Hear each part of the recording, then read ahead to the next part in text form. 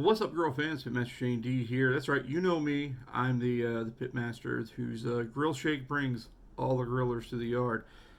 Today we're stuck at home. Allergies are in full effect. You can see my eyes. Yeah, I'll be snotting and sneezing and crying out throughout this, and it's not because of the seasonings that we'll be using today. It's because allergies are absolutely terrorizing me. So wanted to put out a quick video how I do really nice brontosaurus beef ribs at home. Now I've done several of these beef rib videos. Several of them are on the Gorilla site, but this is how I do them at home. And what that usually entails at home is that I mix up some rubs I've been working on, mix them all together, try different things. These are a great place for me to experiment on beef because they're just enough like brisket, just enough like steak, just enough like chuck roast and everything else that I get a really good sense of what's going on. And I just happen to really love beef ribs. So we're not going to delay. We're not going to do a lot of talking in this video. I'll tell you what you need to know, but there's not a lot.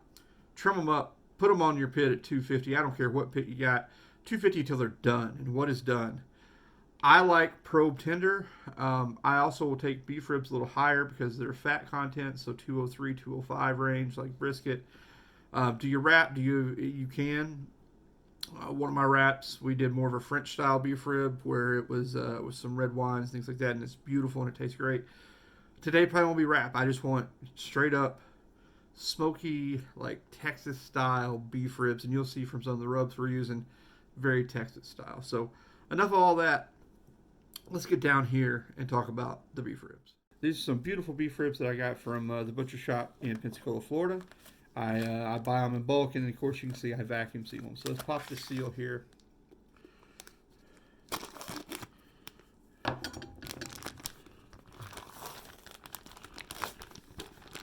And get these awesome ribs out here so you can see them.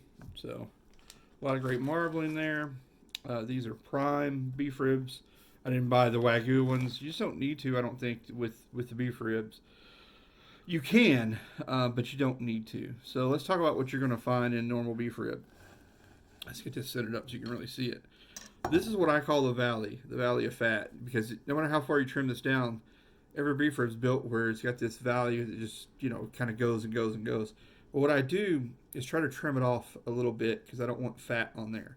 You'll see a little bit of silver skin here and there. That's got to come off. This is where we're going to employ a really good boning knife. Okay, this happens to be the Dahlstrong Gladiator series that I keep just on my kitchen counter. Yes, I have the Omega Filet and the Shogun and all that stuff, but these are my everyday knives that I'm gonna just beat up in the kitchen. My other knives are really for travel and to look good, even though I do love them. Edge retention on the Gladiators is plenty acceptable. I ain't mad at them, but I will say the other ones do hold the edge a little longer. So you'll see here I struck what I call kind of pay dirt. Once I get to about here, I stop, and there is a little silver skin underneath there, but I don't fight this too hard because I don't want to take too much fat. I want this to render as much as possible. This stuff up in here, yep, it'll go for sure. Put that over here so you can see it. It had a little silver skin underneath it. I can get that without compromising too much meat. Sure, let's take it,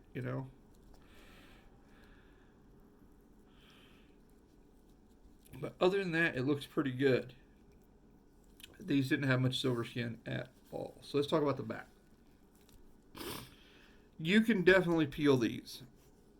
And I'll be honest, a lot of times I do. Because they do have, a skin on them just like a pork rib. If you can get them to come off easily, great. If you can't, let it go. This, again, is where a nice fillet knife comes in because you kind of work it underneath. But I'll tell you, I don't even hardly season this backside, so I don't worry about it too much. Because by the time these draw up, all your meat is on the, on the top side and on the sides. So get what you can back here, but you really don't have to do much. So I'm just going to give these a light trim. If the silver skin is just already popped up and you can pull it, great. If not, man, I don't fight it that hard. I will, score it a little bit just to, to help it cook, to help things render, because you want it to shrink up. You do want that nice steak on a stick thing that happens when it all shrinks up. So that's really about it. This doesn't look like much now, but when we get done, they'll be like, turn the hands right, like this tall of just meat. All this will shrink up, and be about like that, and way tall. So, all right, we got those trimmed. Let's talk about seasonings. What are we gonna do for seasonings? I always, because, and this is the why on that, I always pre-salt my beef because the rubs I make don't have a lot of salt. So I always put down a little salt on my beef. This really helps with building smoke ring, and it really helps getting some of these flavors down in to the meat. Just give them a fair coverage there. And the next rub I'm going to come back with, you could totally use Gorilla Beef here. You could use your favorite coffee rub. You could use your favorite AP rub. This happens to be a new project that I'm working on that is a very, very tasty steak style rub. And that's all I can say on it right now. It will be available here in a couple weeks though. But this has been what I've been doing. Just a lot of experimenting, and seeing, experimenting for all the lines that I work with, because I like all the lines I work with. You can see the herb content in there. If you can smell that, it smells great. Now I'm going to come over, because I like a Texas style rib. I'm going to hit it with just a little bit of the kind of a southwestern seasoning. There's a lot of good ones on the market. I just like putting that right on top. This is going to give us a little bit more color. It's going to bring in all those smoky chilies that we love. And I think it's everything, in my opinion, that a good beef rib should be. Now, one last thing. I mix up a little bit of black pepper, coffee rub, and a little more salt. And I like that just right on top. I love coffee. And I don't want to overdo it here because not everyone loves coffee. So it's a beautiful kind of a French roast kind of coffee. The aromatics are phenomenal. And that's that. I'm going to let this sit in the refrigerator for a few hours. Let's get the camera back up here and so you can see me and we'll talk about it. Alright, so our beef ribs are all seasoned up. We're going to put those in the refrigerator for a couple hours. I like about 3-4 hours. And we're going to put them straight on the grill cold. Put them on cold, dead cold. Not frozen, but cold. Set it to 250 and walk away. Don't look at them. Don't think about them. You don't have to spritz them. You don't have to do anything to them. Unless you want to. I won't even think about these for the first 2 to 3 hours, and I may spritz them with a little Worcestershire sauce if I feel like it, or ponzu, or soy sauce, or something like that. But these are great just how they are. You don't have to do too much to them. So let them go for about 2 to 4 hours. Start looking at them, start temp probing them. Listen, don't put a probe in these things until at least the 4-hour mark. There's no need, zero need. You're taking these things at 200 degrees. You know the journey is going to take a few hours. Don't poke a hole in them in the beginning. So just save that till later. If you got an onboard meat probe to your unit, then if you want to use that at the 4-hour point, great.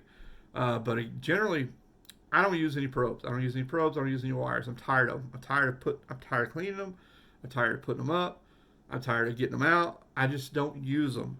I use my handy ThermoWorks Thermopop 99.9% of the time because it sits in my pocket or my cargo pant pocket so easily, and or I just lay it right there on the grill, and I don't have any mess, I don't have any fuss, and I just use it toward the end. And you're like, but Shane, I don't know when the end is. Well, any big hunk of meat, you can guess what the middle is, and it's probably about 4 hours. So, putting these probes in to bratwurst, Guys, come on. I've seen probes in the little supermarket burger patties. You don't need that. You don't need that. Let it go. Learn to cook to feel and learn to cook. And I know you have to use those in the beginning to get used to it. But if you're cooking something small, it never needs a probe because you're going to be there with it the whole time. And by small, I mean anything less than like, uh, you know, a chicken leg or a chicken leg quarter. A chicken leg quarter is going to take you at least a couple hours, no matter what temperature you're running. So the first hour, you don't need a probe anyway.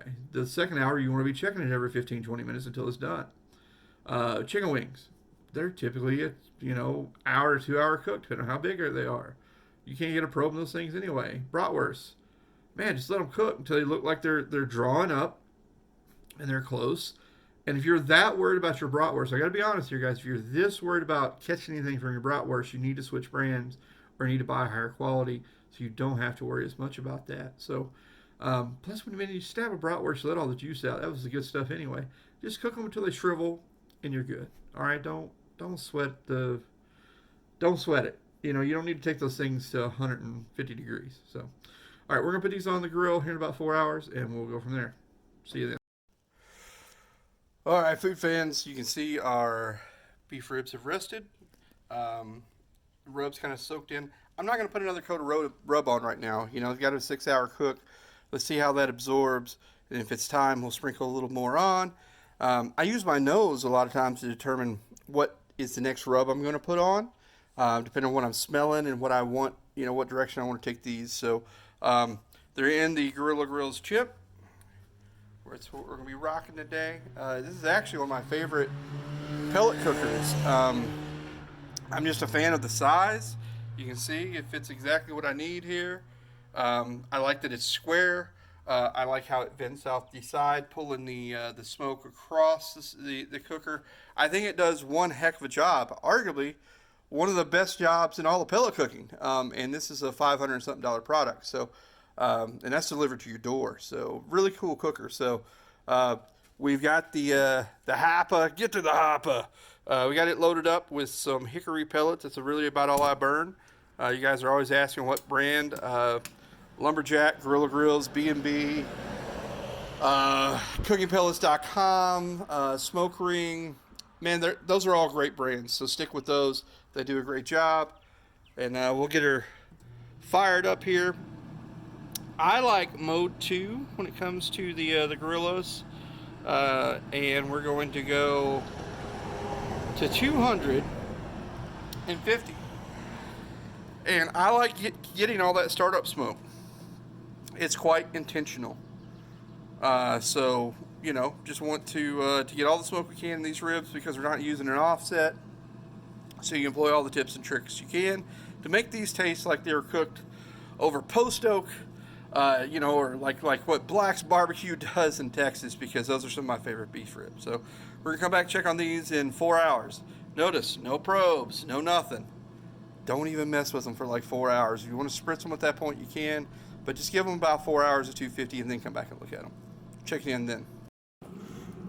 All right, guys, we're back. And you can see from the thermal works here, so we get the right angle. We're running about 190 throughout these beautiful, and 192. So I'll be honest with you, they feel, and again, this is where feel matters, they feel pretty tender. But I think we're going to give them about 30 more minutes and call it. But you can tell from the pullback you're getting, kind of how they're looking here, little side view, that they're done. And you're asking yourself, what have I done to these in the last 4 hours? And the answer is not a damn thing. I have let them cook.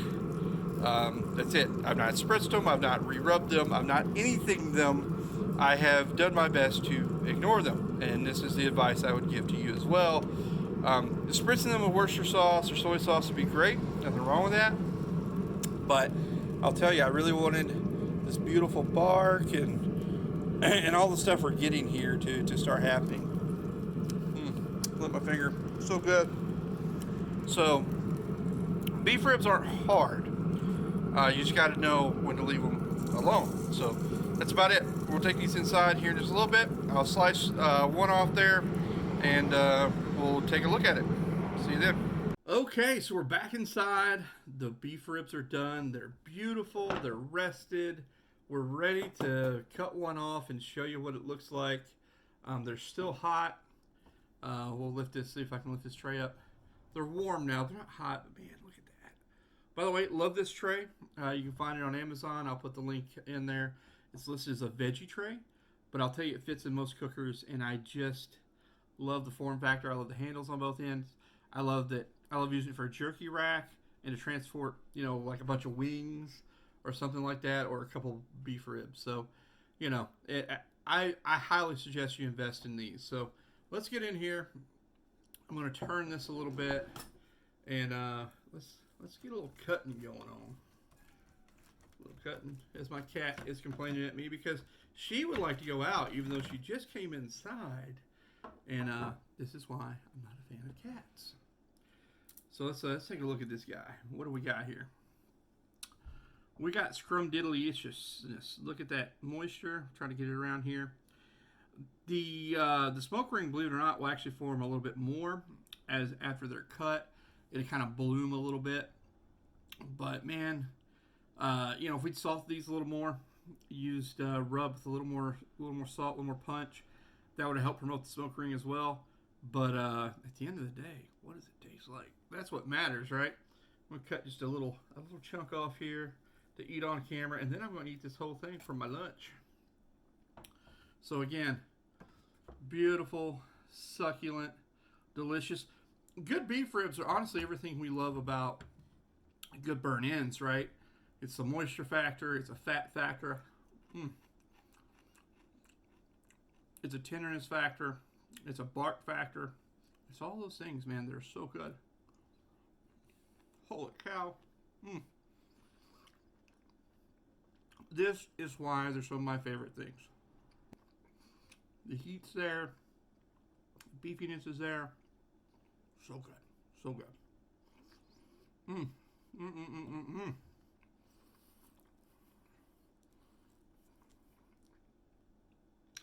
Look at the juiciness where I just cut that off. So succulent. So delicious.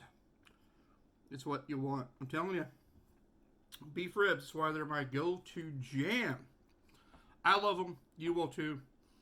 You know, it's a pretty quick video. $2.50, about these are about 5.5 hours. Start checking about 4 hours. Reseason them if you want. But man, there ain't nothing wrong with that right there. 250 degrees on a pellet grill. Knocked it out while I was at work today. And now I get to eat them for my lunch. Until next time, guys, I'm Pitmaster Shane D. Well, I hope you enjoy this. Try our new products on it. Dirty Gringo works right here. Mood Enhancer. All these fantastic products will work on those beef ribs. We hope you enjoy them. Next time.